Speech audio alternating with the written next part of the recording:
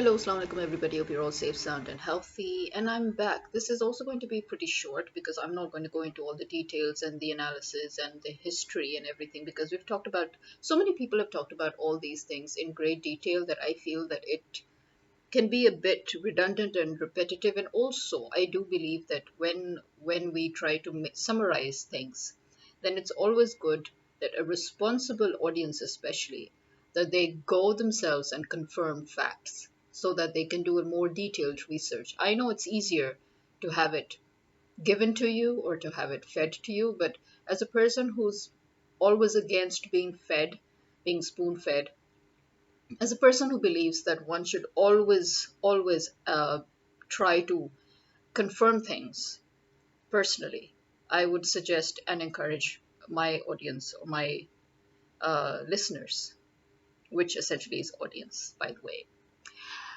to go for it. That they should do that. They should do just that. They should verify, confirm, and do a bit of research. It helps a lot because it widens the spectrum. It also widens your area of information and knowledge.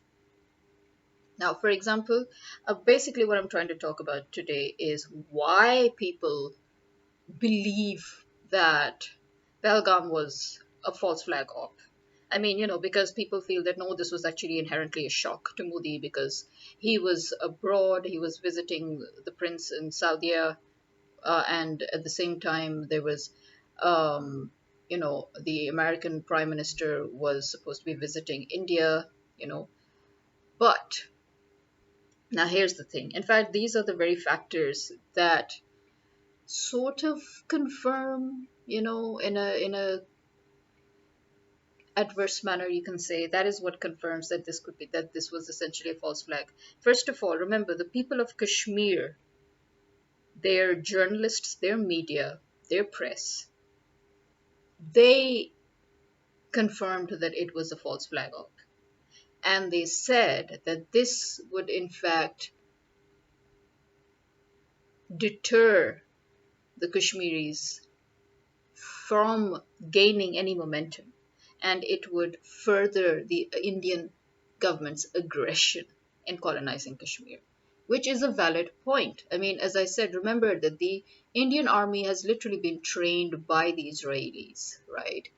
They have taught them all their tactics, and we have been, I mean, anybody who isn't blind has been reading the news constantly for the past year, you know, as to how the Indian government and the Indian army deployed in Indian occupied Kashmir have been aggressively pushing forward towards, first of all, trying to buy the native Kashmiris' land out of them and for a cheaper price, right? Then they're demolishing homes, and then they are trying to infiltrate Kashmir with Hindu extremists and try to gain a Hindu extremist population influx within Kashmir so that it could be further easier for them to drive the Muslims out or to basically outpopulate them, in other words, which is what the Israelis are doing again in Palestine when they're bringing in their so called settlers. That is the exact same program we see followed here. And remember, again, Israel has done so many false flag operations, blaming Hamas for things, and Israel has literally provoked Hamas into countless attacks and wars as well. And then, very openly said, oh, Hamas is the terrorist. Anybody defending their area is not a terrorist, okay? Freedom fighters are always terrorists to occupiers. It's as simple as that.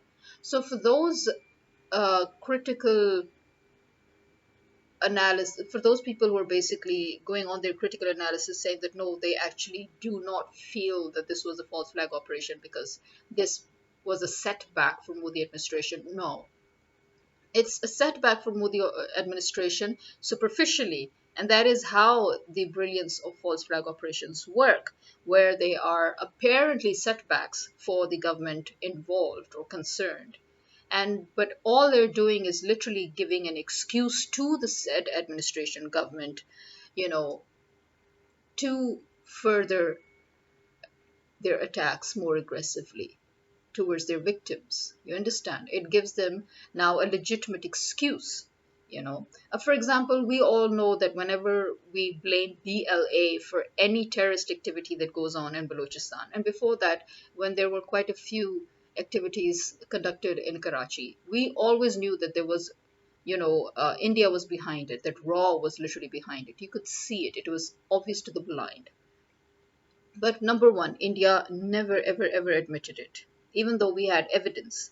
And number two, our army and government, because they were always one way or the other in cahoots with or related to India, so they would never press it on further. What they would do is to just make everybody happy. They would have a few skirmishes on the border, the LOC violations would begin, they would have some hot talks, and then everybody would just strategically back off.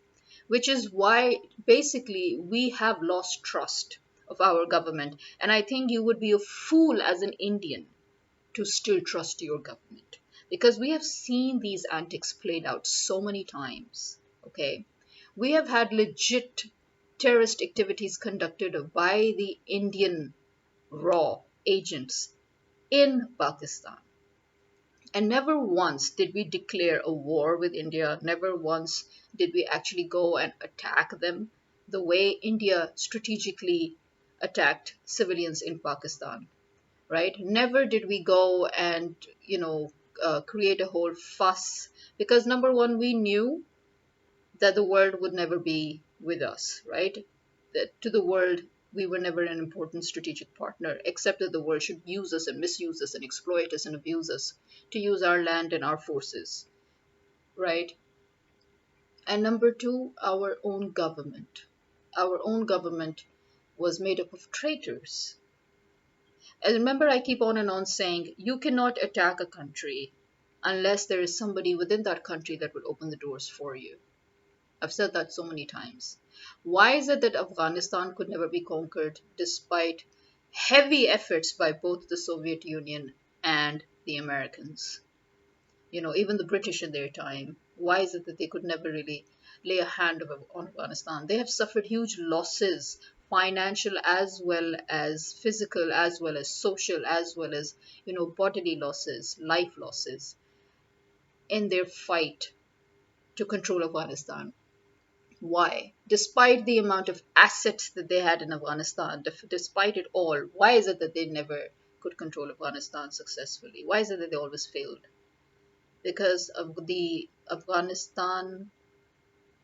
people in Afghanistan did not sell themselves or their land. You understand? Especially people in important places or people in control. Because these are people for whom freedom is everything. For them, although, historically speaking, they were land pirates, It's always been like that, even when the British Empire had set up within India, the one thing that the British Empire always had a problem with was the people coming from Afghanistan raiding, looting. They were land pirates. So you can imagine that land pirates, what kind of people they are. These are those kind of people who will never allow you anywhere near them. They're very, very, because they themselves cross borders to, to loot and plunder. So they are probably, you could say, essentially speaking, well versed in the art of possession. So, they know how to take care of their own. That's the point, okay? So, we need to understand that you need to have somebody placed in a strategic position or in various strategic positions in order to have them open the door for you. That's how the Nazis did it as well. How do you think England, the government was riddled with Nazi members and sympathizers? They sold an ideology to those people. Those people fed on that ideology. Those people were in strategic positions in the government. And that's how England basically was compromised, all but compromised. Okay, let's put it that way. So you need to have, and that is the exact same strategy that England has been employing and deploying in all of its colonies till date, all of its former colonies till date. Okay, even its current ones. But anyway, the point is that is exactly how it plays out.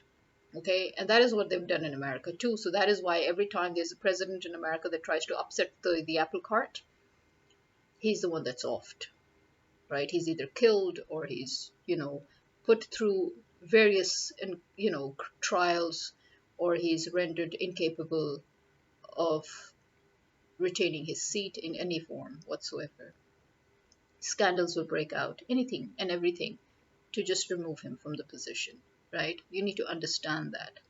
And Pakistan, unfortunately, has been hijacked for a very long time now. It has. This is something, again, that I've said so many times that I do not wish to repeat it right now. Point being, whenever there is a false flag operation, there is always a reason behind it. The reason is not always going to be very obvious to you as a bystander or an observer or an outsider. It is always going to be obvious to the people directly concerned. In this case, it's Kashmir. Why, pray tell, then would India drag Pakistan? Well, it's obvious. It's very obvious. You cannot talk about terrorism in Kashmir without dragging in Pakistan, because remember, ultimately, India's biggest problem is that it wants the whole of Kashmir. It wants to occupy the whole of Kashmir, and it wants to have complete control over all the sources and resources that Kashmir can provide. You need to understand that. It's not just the borders, it's the resources, okay? And predominantly water as well. So, yeah, you will again argue India already has the upper hand when it comes to water, because it has, more control over water resources than Pakistan. But remember, Pakistan has its own sources too. And then again, as I said, there is no war in Kashmir without dragging Pakistan in. And how to create a situation where they can fully continue their aggression in Kashmir without Pakistan's interference. Although, as we know, our army has literally, our government and our army, they have literally already admitted and accepted and acknowledged the Indian intervention in Kashmir. They have already backed out, officially, even if you see it that way.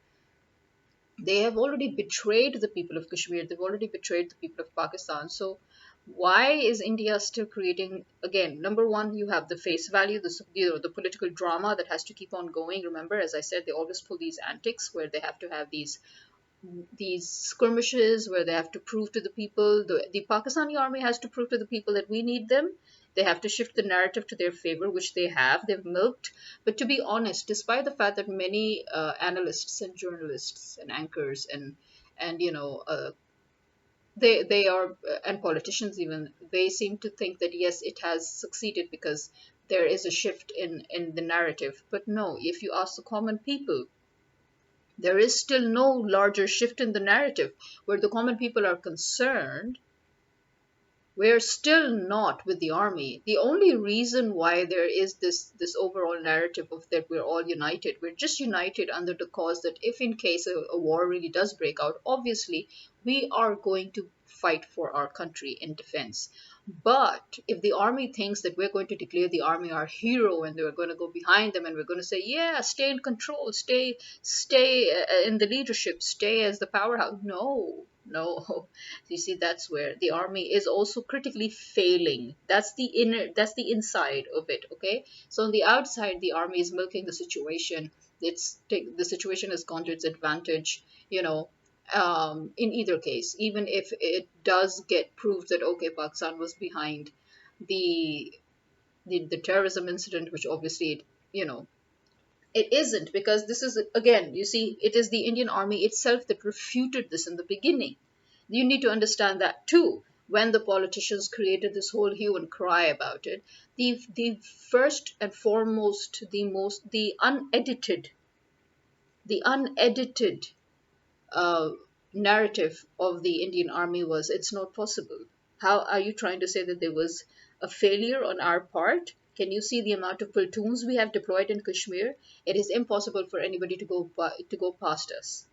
And so then the narrative, then when it began to get, it edited, and so it started off as the media declaring it to be a fault, a failure, an intelligence failure, a security failure, government failure. So again, you see that proved, that kind of forced the critical thinkers or the journalists or the analysts who say, no, yeah, no, this cannot be a false flag because it's, but you see, that is the whole point of a false flag, is that it should seemingly harm the perpetrator. But the perpetrator will then make use of that to forward their agenda.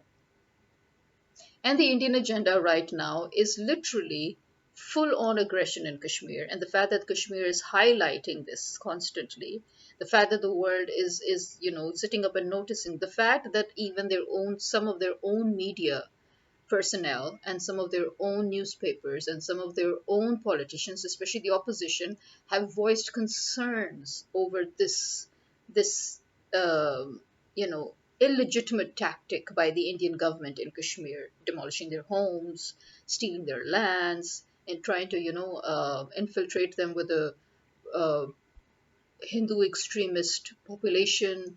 I mean, all these weird ass things that the Indian government is doing, which is basically mirroring or emulating what the Israelis are doing, which is obviously because they were trained to do so. So, all of that, that is what was getting to Modi government, okay? The fact that he was being slapped or slammed on by his own people, as to what he's doing in Kashmir, that now, to counter it, what better way to counter it than to create a terrorist incident and then say, see, this is why we need to do what we're doing. See, we have a legitimate cause now. You understand? That is how a false flag operation works. It doesn't have to work on a scale where you need to move mountains. It's as simple as the 9/11 charade, which, as we know, it was proved time and again with actual evidence that it was a false flag operation. But people just, although, as I said, if I'm right, 67% of the population actually did think that it was a false flag and they believed it, that it was a false flag operation. If you remember, there was a senator that literally sued President Bush for the 9/11 incident, if you remember. And even when he was interviewed on VOA, he even said that if you don't hear from me again, understand that I have been removed, I've been killed by the government. Again, it was, if you remember, if you were one of the first people to have heard the news, like I was, then you would see again a shift, a change in the narrative. In the beginning, the news was, these are drones, these are American drones, and these are, and then they went on to define what a drone is, because it was a relatively newer technology and lesser used. And then they went on to say how they knew that this was a government issued drone, and how, and they in the beginning all thought it was a drill, and then they thought it was a drill gone wrong, and then and then suddenly the narrative shifted. Oh, it's a terrorist attack. Oh, they were planes. Oh, they were Arabs. Oh, they were Muslims. You see. And then that's how they, but those who listened to the first news, we still remember how the narrative changed. Those who watched it live as the journalists were covering those drones, we saw we actually saw what happened. If later on they edited the news and they did whatever it is that they did, that's their problem. But it's still on the record. And even now, if you go and you can find many unfiltered videos, that were uploaded on YouTube by people, by actual witnesses, by onlookers who were living on in high rises, and they had literally taken the whole, they recorded the whole thing. So and then if you ever have access to the archives when you do research, then you find more and more evidence. Point is, it is an undisputed fact in the diplomatic world, in the political world, in the intelligence world, that this was a false flag operation. And now look at the reason behind it, and then you will see what I'm trying to say as to how the how large the reason is. It doesn't matter. The size of the reason doesn't matter. Okay, it's the importance of whatever it is that they want to get done that matters. Whatever is important to the perpetrator, okay, perpetrating the incident. Now, in the American government's where they're concerned, basically President Bush was pushing for the what we now know as the USA Patriot Act, right? He was pushing for it, and it was basically the Surveillance Act. And when he was pushing for it, because it goes against the Privacy Act, all the senators and all the other politicians, the ministers, they were against it, right? And in fact, one or two of the very, very senior senators, they literally even said it. And again, this is on the record because I literally have listened to it and I've watched it. And they said that this man will go to any lengths, even if he has to destroy his own country, just to pass this act. And then, hey presto, 9/11 occurs. And what happens? The USA Patriot Act was passed by the Congress in response to the 9/11 terrorist attack. Imagine. And this, what it did was, it expanded the search and surveillance powers of the federal law enforcement and intelligence agencies. Not only that, they used that and they used the war, the so called war that they initiated, the anti terrorist war. They used that to force their allies, the Muslim countries especially, they forced them to work with them. And then they also forced many of their European allies to work with them on expanding the surveillance and then making use of it. You do realize that the NSA has literally access to the surveillance of its allied countries. So whenever they need to track somebody down, their allies are obliged to let them use or to cooperate with them in using their surveillance. So you see, this was not just about the US, it was about trying to cover as many countries as they could, try to, infiltrate as many countries as they could, try to access the private lives of people so that they can strategically just kill off anybody they want to. It made things easier. A seemingly small thing, one would think, but if you look at the implications of the US Patriot Act, you would see how far and widespread it is. So again, what makes you think that this is not a false flag operation? This was so obviously a false flag operation in Kashmir that that it literally is the reason behind why the whole world is paying scant attention. Because right now the world is not in the mood to enter into another skirmish, although India is basically probably trying to, assure the Americans or the American government that no, this is to your advantage too, the control that you're wishing to have. You can, and America's probably thinking that, oh, we already have enough control.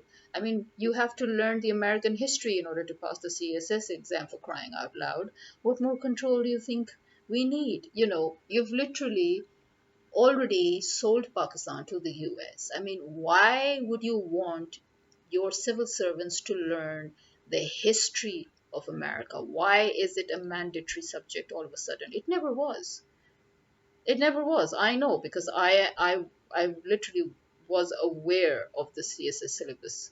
Everybody in my generation, we know what the original syllabus or what the previous syllabus was. This is a new thing that they just, and again, who started this government? Why? Because you are now the colony of the United States of America. Pakistan has already been sold out to America. We are already under America. Why would America need India to help it any further?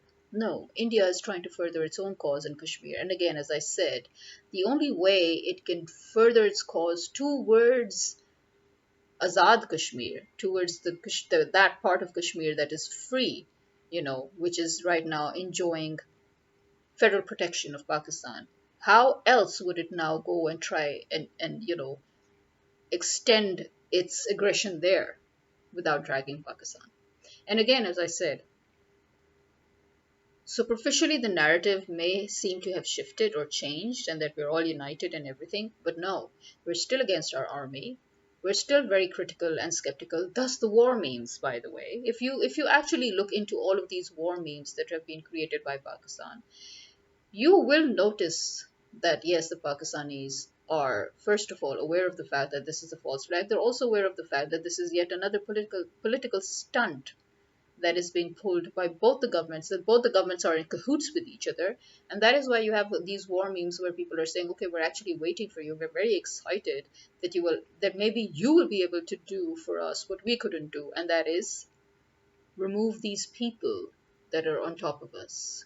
So don't you see the message? The messages are getting there out there loud and clear in the form of the war memes as well.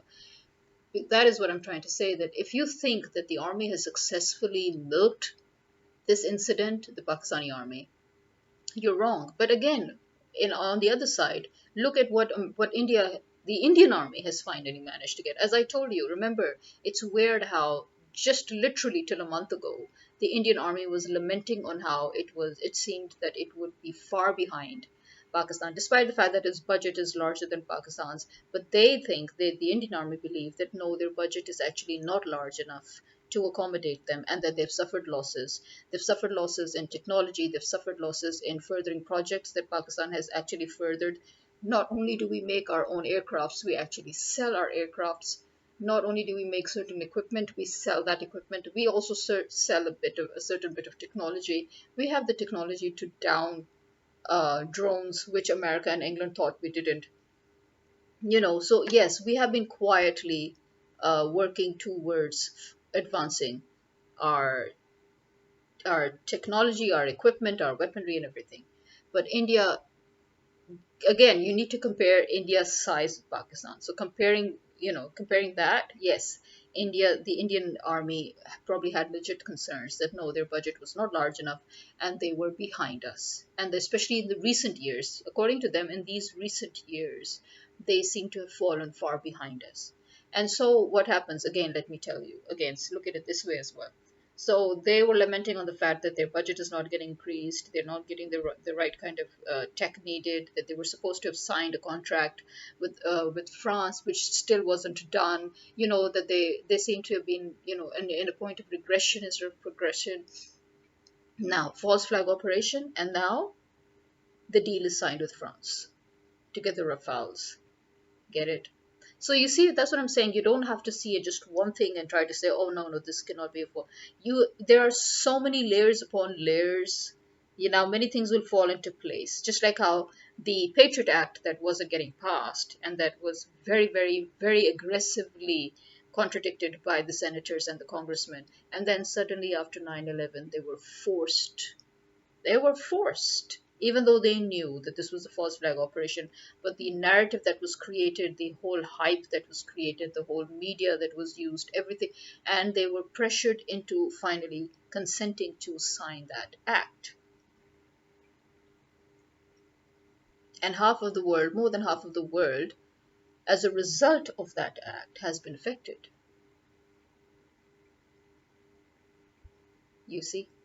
You see how it works. So yes, this was, again, remember, the BLA attacks in Balochistan. So obviously, again, this was something we were very skeptical, because again, we would blame our own army for that, because we would say, okay, how is it that it's so easy all of a sudden in these past 2 years, since the army has maintained control of Pakistan, since the army has taken control of Pakistan, why is it that we have more incidents? We never had a single incident during Imran Khan's time. Why are we having these so called terrorist incidents? So you see, even if we know that RAW has a hand in it, but we will ultimately blame our own army, because again, it's like how India blames its own government and army, saying, okay, so if this actually was Pakistan, this was a huge security failure.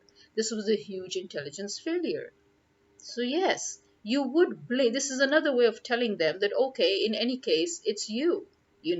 Even if Pakistan did manage to do it, the fact that you have so many platoons there, and the fact that you're heavily, heavily infiltrated within Kashmir, that not a single animal can even pass by without you noticing it, and you suddenly did not notice all that, and then an incident occurred, and you're saying Pakistan did it. You see, now the Indian media may have a way of saying these things where it seems as if they're still siding with their government, but yes, if you look under the layers, then you would see, oh, okay, so that's probably what they're saying the same things we are. So this is what we had to say about the BLA, the alleged BLA attacks. We're like, okay, so how did it even happen? First of all, why did it happen? First of all, even further back, let's just go further back. Why is it that we're having these incidents since you took control? So you see, as I said, you cannot You cannot infiltrate a country and successfully go through a terrorist incident without somebody within opening that door for you. And this is why I would always say that our governments are in cahoots with each other. This is why we don't take the war threat seriously, because we know that India, okay, even if you put it this way, India was the first one, as always. The BLA incident, okay, if we accept that, everything, India was the one behind it. In fact, in all the incidents in Balochistan, India has had a hand in it. And compared to that, how many incidents have taken place in India? Look at the number of incidents, look at the number of terrorism incidents that took place in Pakistan, even in the recent years, and then look at the number of incidents in India. It's a huge difference, isn't it? There's a huge number of a huge number of terrorist acts in Pakistan, especially in these last 2.5 years. And in India, what? They had just one, and that even in Kashmir, and that even, is dubious, to say the least. What does that tell you? It tells you that our own country, our own system, our own army, our own government are our enemies, which is why, even if we know that India is behind it, the reason we wouldn't just up and blame India is because we blame our own people for working with India against their own people.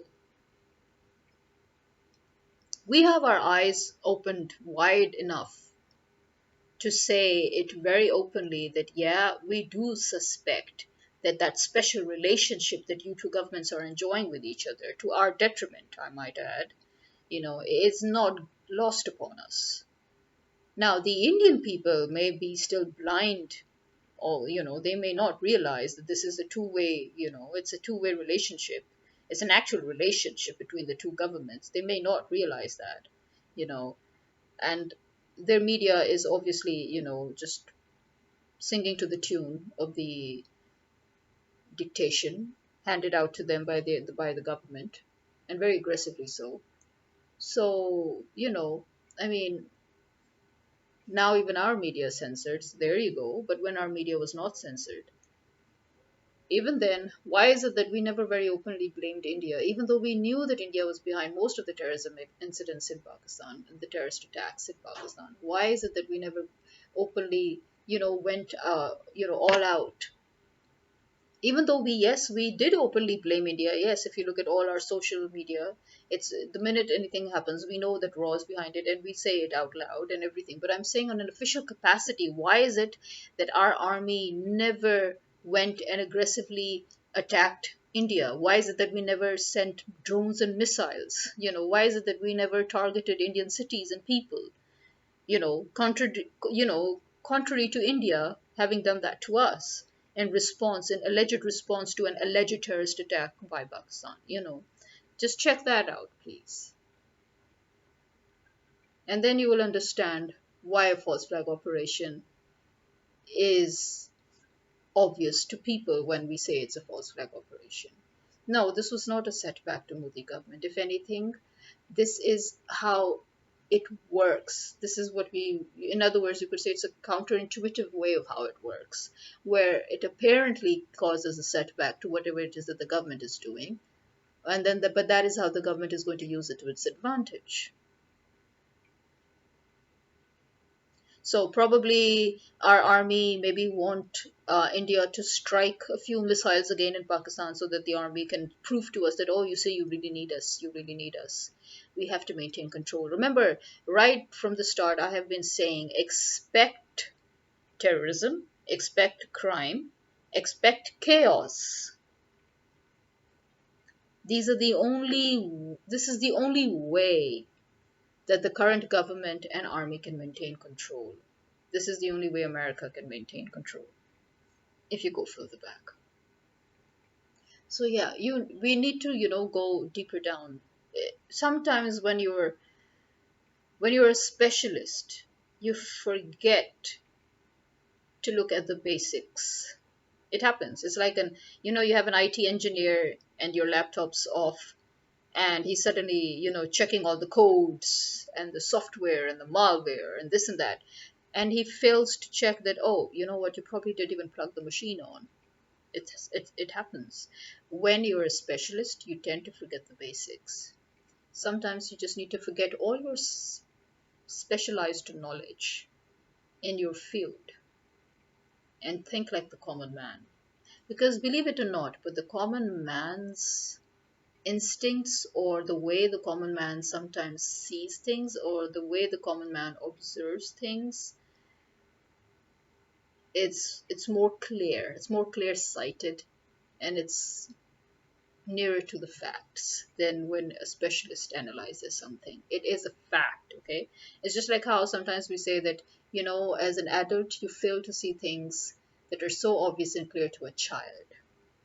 And that's why sometimes you have to look at the world with a child's view. And it's so true. As children, these things, these useless moronic things that adults do to kill each other just because they want power, or because they want to play politics, or because they want money and greed, and it's all about greed, whether it's greed of power, or it's greed of wealth, or it's greed, it's just greed.